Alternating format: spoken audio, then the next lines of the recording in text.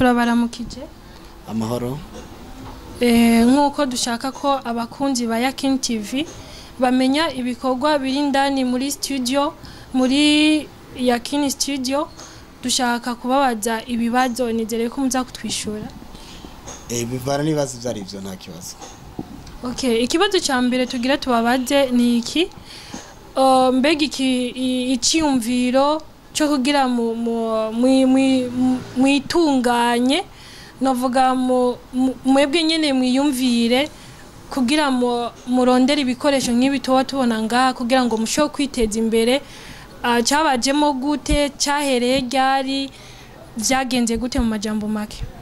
Okay, murakoze cyane gose mushoye kubaza kano kanye kibazo ciza cyane gose ariko nibaza yuko mushaka ido nido zingene yakini yatangu twageze rwego rwa yakini aho twahereye naho twashitse canke mushaka gusa kuri yakini twashitse mu rwego rwo gukora yakini yabaye bo nkuko dusanzwe tubimenyereye ubuzima buva kure ugasanga umuntu ava kure cyane ugasanga hariyo nabandi bashobora kwiyumvira ati hariya Jesse no hashika hariya simbona ukungene no shikayo novuga ni twohera hasi tuduga kugira ngo nubundi abona aho ushobora gushika akabona abandi barabifise akavuga ati hariya Jesse no shikayo abone ko mu ntango biza bigoye mugabo mu nyuma ati ndagashika kucashaka ku ndoto ziwe. Ego murakoze nkuko bisanzwe abariko baradukurikirana DJ Yakini manager wa Yakini TV na Yakini Studio.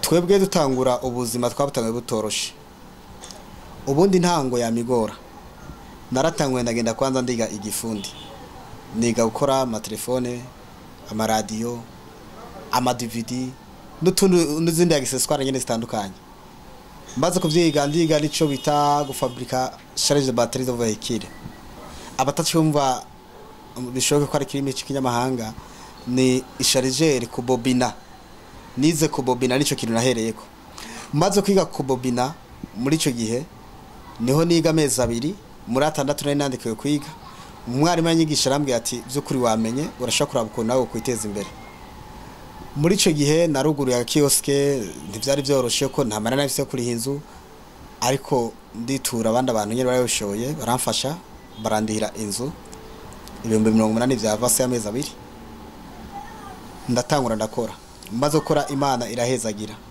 imaze guhezagira ariko sinigeze niyumvira muri je yuko nzokora ivya studio icambere intambamye ya mbere sinarinzi ordinateur nayumva ngo ni nyabwongo sinarinzi ngo ekara isagute ariko uko nabandanije kwegera abagenzanje b'abafundi no bage baranyereka ati burya rero niki kirabaho ndashene iyi bayita machine muri cyo gihe nagiye ahantu igihe kimwe nase umuzungu w'umugenzi twandikiranira hama ngenda ahantu mu kwandikiranira handika umuhungu w'umugenzi niwe yandikira suye inyuma gato ariko ngiye ahantu ndamuha email yanje anyuzuriza kugira ngo twandikirane nawe yari muri restaurant maze kuba email wa muntu njambona abikompoje byose ntamubwiye nakimagira mvayo mbabaye kubona abizi ku mutwe kurusha na jewe mwene count njambaye mfise ishavu ryo kumenya imashini no ico gihe amasibere link yarakora cyane ncanagura ko interesa kugenda kuri muri sibere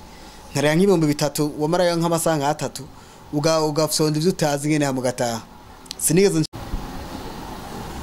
muri ico gihe ndagenda ahantu hari amasibere cafe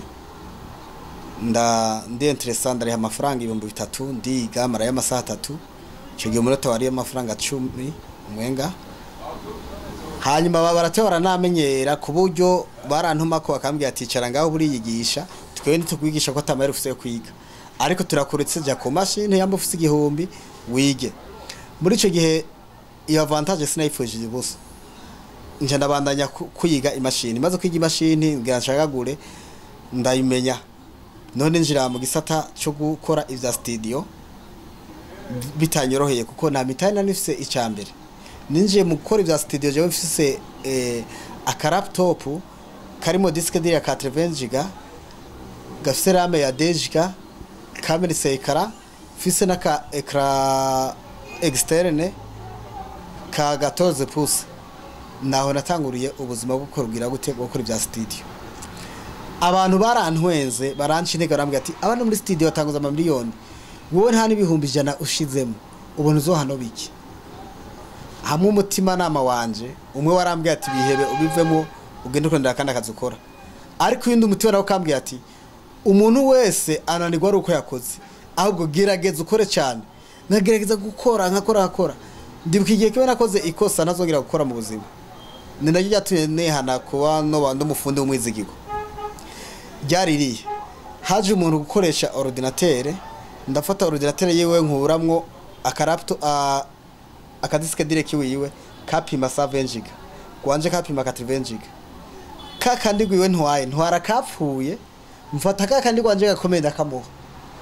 Nibaza rero mugize ubuhinga muri ico gihe byarambabaje cyo birama guhinduka rwose bituma ntaba muri babafundi bama baragwana n'abantu kubera babariye ama PS. Murabizi mwese ko abafundi kenshi bamwe usanga bitwara nabi.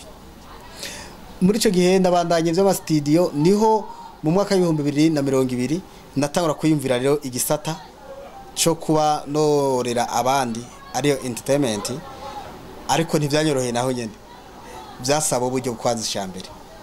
Umutima ukambwira ati ayo mafaranga yakoresha ikindi kintu kizokungukira. Ubundi nawe ati ushobora kwankadara rundi gwaruka gwishi dukagira kure kandi ukarugira inama. Nore naco nimvira kwegeranya ugwaruka ko namanye ingabire kwegeranya ugwaruka kugira ngo ndagwigishe ingene two kwiteza imbere. Byajwe ryo mu mutima wanje ryambwira yuko ninakoresha ikintu cha TV online bizoshikira abantu benshi bashoka mu gihugu.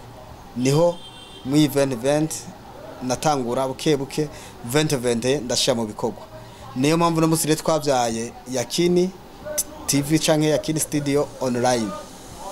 Uno muswanditse Yakini TV Burundi, Yakini TV ikiduga.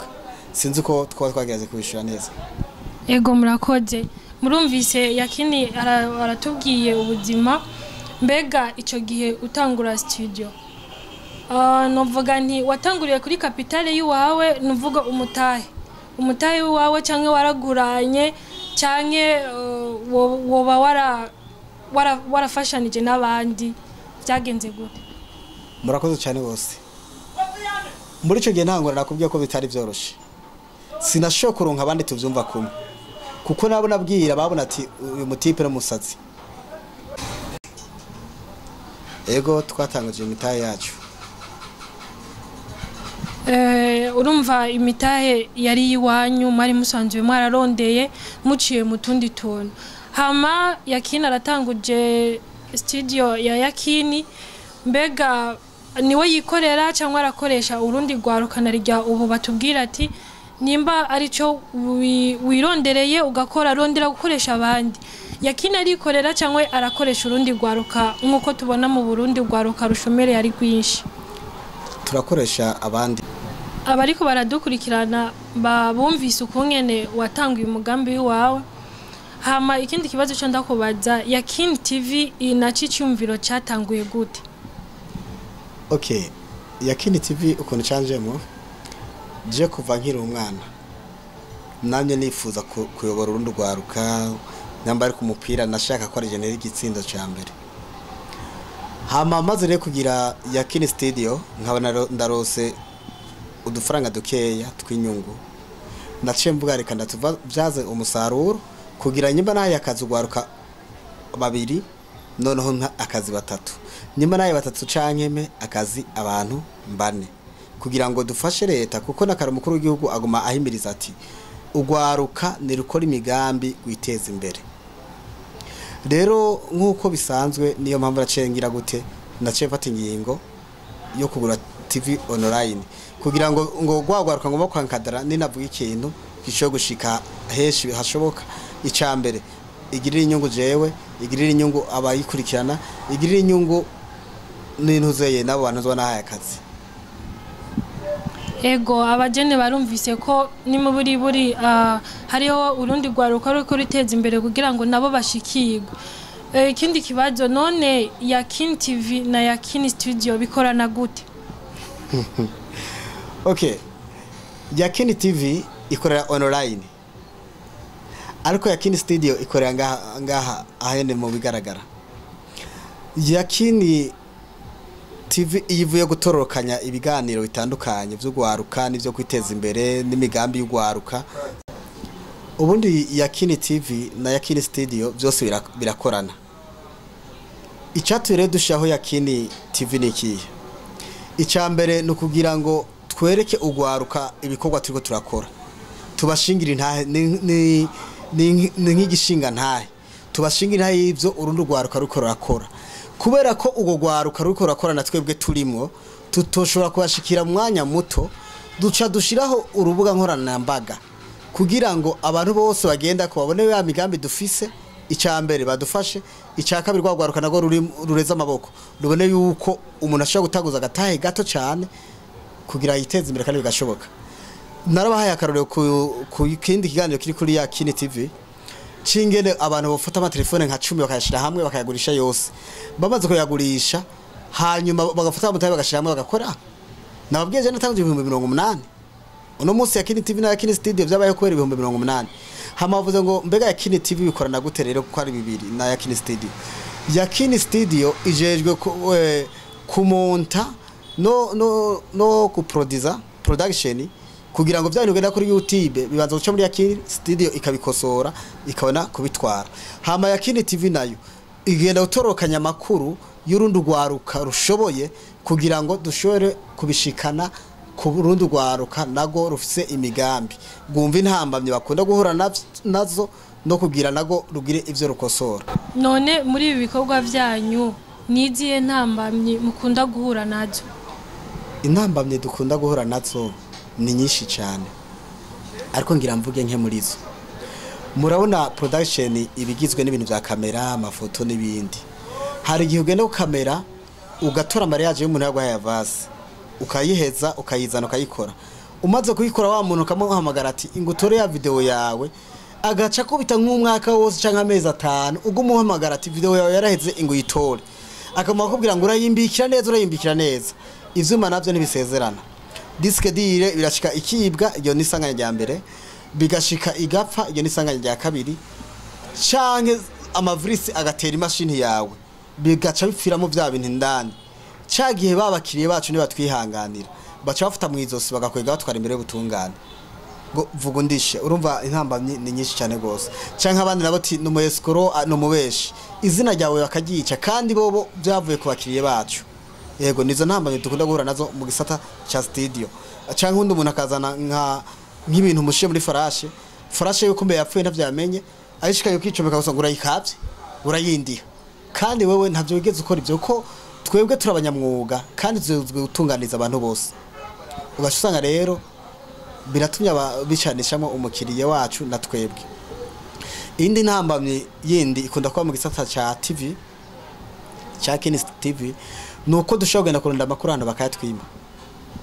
Tugashika kuri tele umuntu akara arafsatagura ibumba dufata kapondo budongo tukamubwira ati uwo tubwira uyu mwuga ingene wowigisha abandi canke ingene nawe bishikana ku bandi na cyane mu Burundi ga ugwaruka gushira urikunda icyazi ntashaka kukibwira mugenzi we ati ngo yago ibintu byanje ngo byahanze ngo mutamaye amahera. Tukavuga ati basi dufashe kugira benshi bashobore kumva akazi kawe nuzo gufasha amenya aho yohera ngo ya ngo ntibishoboka. Numva ari zose ni intambamye. Yego Yakini hari ico usaba? Ico saba ndasaba leta kudufata mu mugongo. Twebwe intambamye ya mbere duhura nayo mu cyo dusaba no kuvuga twumvise ukungene watanguye n'imigambo ufise iyo wari ufise muri kahise muri studio ya Yakini Studio na Yakini TV. Hari yindi migambi wo bufise iri imbere kandi imbere kure wo buri kurategekanya? Ego iriho. Icambere ndifuza kubona ugwaruka gose turi mu bikogwa. Ni nayo mpamvu rasizeho Yakini TV. Nugira twigishanye ugwaruka twese tuve mu bukene. Umugambi wa mbere nuko mbona twese twahuriye hamwe tukunga urunani rw'intamenwa gw'ugwaruka gose gu Burundi tugakorera ku mugozi umwe.